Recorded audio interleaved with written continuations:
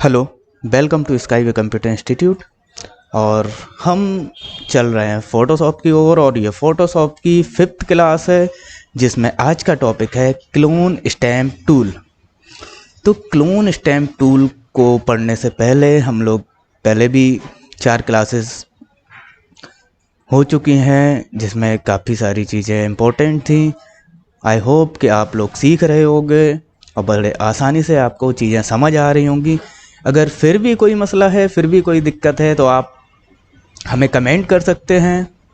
Comment में आप अपनी डाउट्स, अपने प्रॉब्लम्स हमारे साथ शेयर कर सकते हैं, और हमारी कोशिश रहेगी कि हम जल्दी से जल्दी आपके उस डाउट्स को, आपकी उस कन्फ्यूज़न को दूर करें। उसके लिए हम अलग से एक डाउट के लिए सेशन बनाएंगे, अलग से एक वीडियो बनाएंगे। तो चलिए देखते हैं क्लोन स्टैम्प टूल। देखिए, क्लोन का मतलब सीधा सीधा होता है किसी भी चीज़ का डुप्लीकेट बना देना। जैसे अगर किसी इंसान का क्लोन बना दो तो क्या 1 से 2 हो जाएंगे, और 1 से 2 हो जाएंगे तो काम आसान हो जाएगा। इंसान का तो नहीं बना सकते, लेकिन फ़ोटोशॉप में ये पॉसिबल है कि आप चीज़ों को डुप्लीकेट कर सकते हैं। तो चलिए देखते हैं क्लोन स्टैम्प टूल। ये हमारा टूल है क्लोन स्टैम्प। ये करता क्या है? चीज़ों को डुप्लीकेट, और आज हम इसी के बारे में पढ़ेंगे। चलिए, सबसे पहले हम क्लोन स्टैम्प टूल को ले लेते हैं, और ये एक हमारी इमेज है। और इस इमेज में देखिए, सब क्लोन स्टैम्प करने के पहले 2 चीज़ें होती हैं कि एक तो होता है सोर्स, और एक होता है डेस्टिनेशन, कि आप कहाँ से चीज़ों को ले रहे हैं और कहाँ रख रहे हैं। तो सोर्स लेने के लिए सबसे पहले हम ऑल्ट के साथ उस जगह क्लिक करना होता है जिसको हमें डुप्लीकेट करना है। तो जैसे कि मुझे इसको डुप्लीकेट करना है, मैंने क्लिक किया और दबा के और छोड़ दिया। अब मुझे जहाँ इसको डुप्लीकेट करना है, मैं वहाँ इसको ड्रैग करना शुरू कर दूँगा। लेफ़्ट क्लिक करके ड्रैग करना है, और ये देखिए इसको डुप्लीकेट करने लगा। और एक चीज़ का ध्यान रखना, जो गलती मैं कर रहा हूँ, मैं ओरिजिनल लेयर पे काम कर रहा हूँ। आप यहाँ देख सकते हैं कि मैंने जो क्लोन किया वो ओरिजिनल लेयर पे कर दिया। और मैं हर बार इस चीज़ के लिए मना करता हूँ कि जब भी आप फ़ोटोशॉप में कोई काम करें तो वो न्यू लेयर पे करें। प्रॉब्लम क्या आती है कि यहाँ पर अगर हमने कोई गलती कर दी तो फिर हम उसको ठीक करने में हमें प्रॉब्लम होती है, या फिर काफ़ी बार हमें अंडू अंडू अंडू करना होता है। तो उसके लिए मैं यहाँ Ctrl Z कर रहा हूँ और एक न्यू लेयर लेता हूँ। यहाँ पर मैंने न्यू लेयर ले रखा है। अब हम जो भी काम करेंगे न्यू लेयर पे करेंगे। तो जैसे यहाँ पर अभी है, देखिए मैं सैम्पल ऑल लेयर कर देता हूँ। अब हम इसको ड्रैग करना शुरू करेंगे। तो ये देखिए बड़े आराम से ये इसका डुप्लीकेट बना रहा है, और ये हमने डुप्लीकेट लगभग क्रिएट कर लिया। थोड़ा नीचे का पार्ट रह गया है, ये रहा ये। तो ये बेसिक सी चीज़ थी कि हमने इसका डुप्लीकेट किया। हम इस लेयर को ऑफ करके ये देख सकते हैं कि इसकी जगह हमने इसको डुप्लीकेट लगा दिया। क्लोन स्टैम्प टूल में का यूज़ चीज़ों को डुप्लीकेट करना ही नहीं है, बल्कि इसके साथ साथ अगर हमें इस लेयर को हम डिलीट कर देते हैं, जैसे मान लीजिए मुझे इस ऑब्जेक्ट को यहाँ से हटाना है, तो उसके लिए खाली जगह का सोर्स लेंगे और इसको ड्रैग कर दें।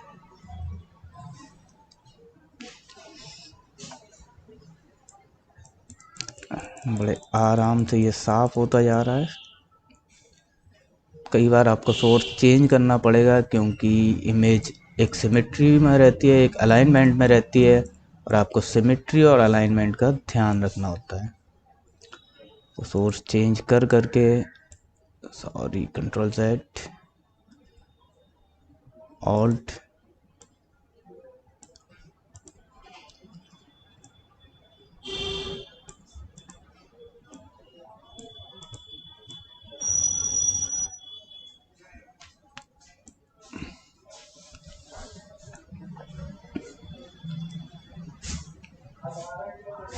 और ये पूरी तरीके से गायब हो गया। थोड़े से इशू है तो उनको भी ठीक कर लेते हैं। थोड़ा पैटर्न का यहाँ ध्यान रखना होगा हमें। इसको नीचे ड्रैग करके ये देखिए यहाँ पर ये बिल्कुल पैटर्न, ये वाला जो पैटर्न आ रहा था ये गायब हो गया। तो हम लोग इसको सोर्स यहाँ से लेके यहाँ पैटर्न को थोड़ा थोड़ा करके बनाएंगे। चलिए फ़िलहाल के लिए इतना ठीक है, बढ़िया है। और ये इमेज बिल्कुल क्लियर हो गया। अभी देखिए हल्का सा यहाँ हमें ये ऑब्जेक्ट दिख रहा है, हल्का सा ये फील आ रहा है कि कोई ऑब्जेक्ट है। तो हम लोग थोड़ा सा इसको ठीक करने की कोशिश करेंगे। तो ये तो था बेसिक सा क्लोन स्टैम्प टूल को यूज़ करना। अब क्लोन स्टैम्प टूल से हम चीज़ों को हटा सकते हैं और डुप्लीकेट कर सकते हैं। क्लोन स्टैम्प टूल में कुछ हमें ऊपर यहाँ ऑप्शंस दे रखे हैं, जैसे कि सबसे पहले तो साइज, ये वही ब्रश की पैनल है, ब्रश प्रॉपर्टी है जो हम लोगों ने ब्रश वाली क्लास में पढ़ी थी, कैसे size, hardness, softness, brushes, brush tape और स्ट्रोक, इन सबको आप वहाँ से देख सकते हो। फिर मोड्स हैं जो कि ब्लेंडिंग मोड्स हैं, जो हम पहले भी देख चुके हैं। ओपेसिटी और फ्लो, ओपेसिटी और फ्लो का हम लोग यहाँ कोई ज़्यादा खास यूज़ नहीं है। ये देखिए ऊपर हमें यहाँ एक टूल चेक बॉक्स दिख रहा है जिस पे लिखा हुआ है अलाइन।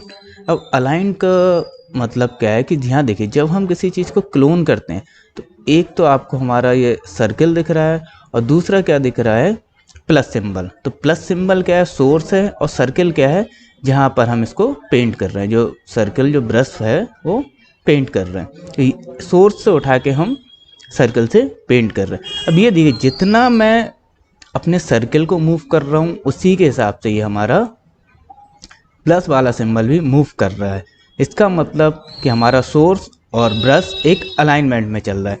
अगर हम इस चेक बॉक्स को हटा देते हैं, ऐसे चेक बॉक्स पे क्लिक नहीं करते हैं, अब जाके अगर हम क्लिक करेंगे तो ये देखिए हमने जब तक हम एक बार मूव कर रहे हैं तो चेंज कर रहा है, लेकिन आगे जा रहा है तो फिर से वो वही चीज़ को पेंट कर रहा है। एक ही चीज़ अगर आपको बार बार कहीं क्लोन करनी है तो आप इसको चेक बॉक्स को हटा कर सकते हैं।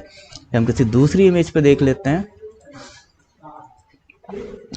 इस पर तो नहीं, हाँ, जैसे मुझे ये वाली खिड़की का मैं सोर्स ले रहा हूँ। अब मुझे ये कहाँ बनानी है, यहाँ।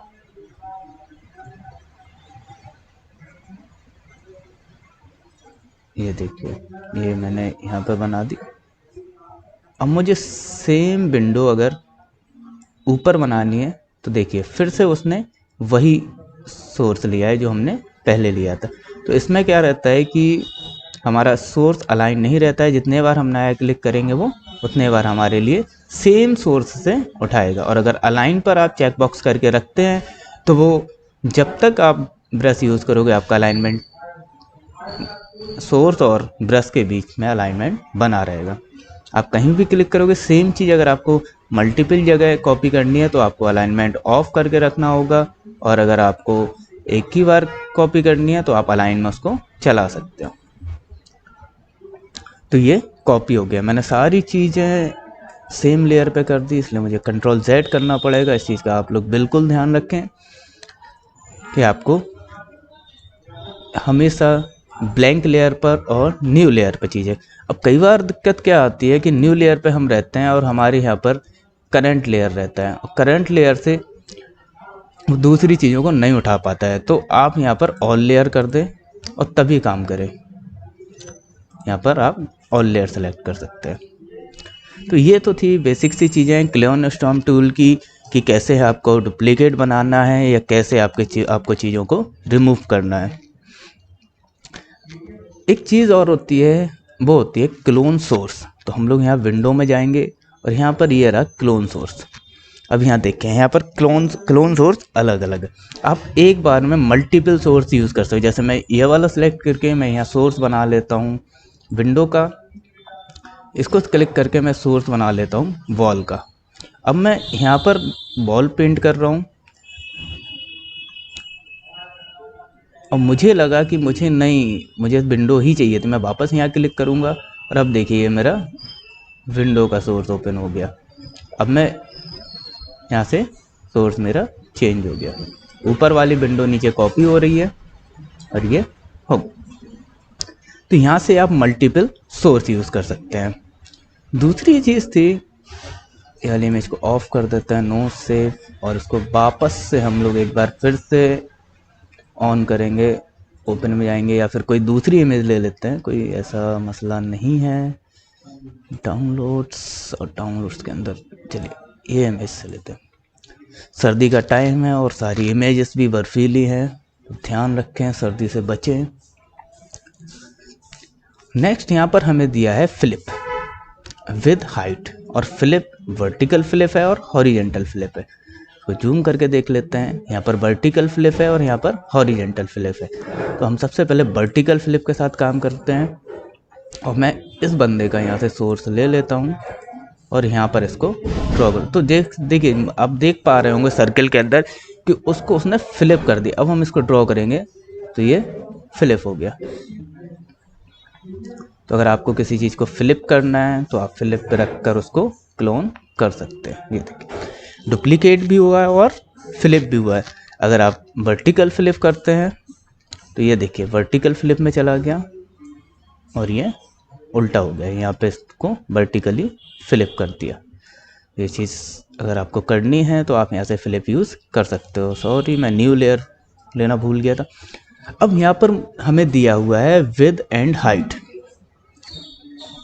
जैसे इसका फ्लिप ऑफ कर देता है, मैं विद एंड हाइट को कम करता हूँ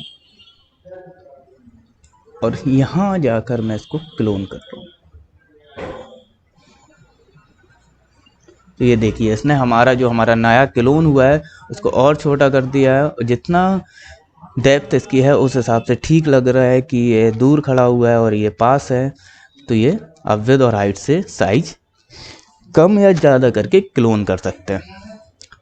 फिर हमको यहाँ पर ऑफसेट और लॉक फ्रेम का कुछ करना नहीं है। यहाँ पर हमें दिया है शो ओवरले।